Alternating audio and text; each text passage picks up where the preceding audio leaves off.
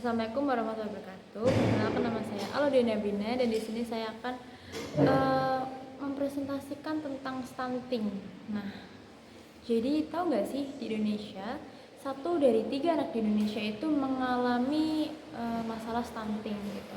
Nah, jadi apa sih stunting itu?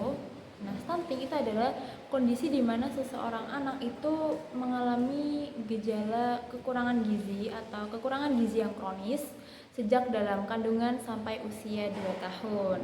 Nah, apa sih yang menyebabkan stunting? Yang pertama itu malnutrisi gizi dari ibu hamil. Jadi ibu hamil yang mengalami malnutrisi kekurangan gizi itu, nah itu bisa mengakibatkan anaknya itu akan mengalami stunting gitu. Nah, yang kedua itu biasanya dikarenakan penyakit infeksi seperti diare atau tipes gitu. Itu tuh juga bisa menyebabkan stunting.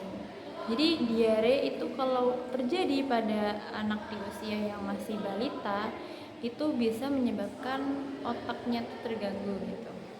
Nah, yang ketiga itu biasanya karena masalah lingkungan. Jadi faktor lingkungan seperti air yang kurang bersih, sanitasi air yang tidak baik. Gimana kalau airnya itu nggak baik, itu kan jadinya lingkungannya itu tidak bersih. Itu artinya lingkungan tidak bersih. Ketika lingkungan nggak bersih, kembali lagi ke poin kedua tadi, akan banyak penyakit yang bisa mengenai si anak gitu. Ketika penyakit mengenai anak dengan imun yang rendah terkena penyakit, nah fungsi otaknya itu akan terganggu gitu guys. Nah, terus gimana sih cara agar terhindar dari stunting gitu? Nah, caranya itu ada beberapa.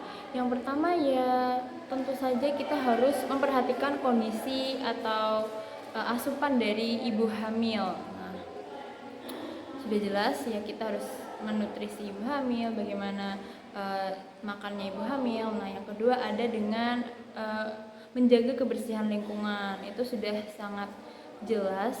Kalau kita lingkungannya bersih, maka akan menciptakan hidup yang sehat begitu.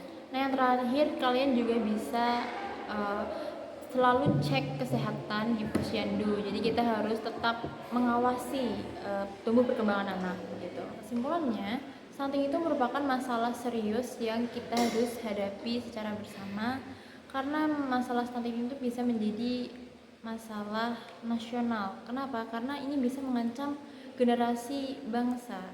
Stunting itu kan masalah kekurangan gizi yang mengancam otak.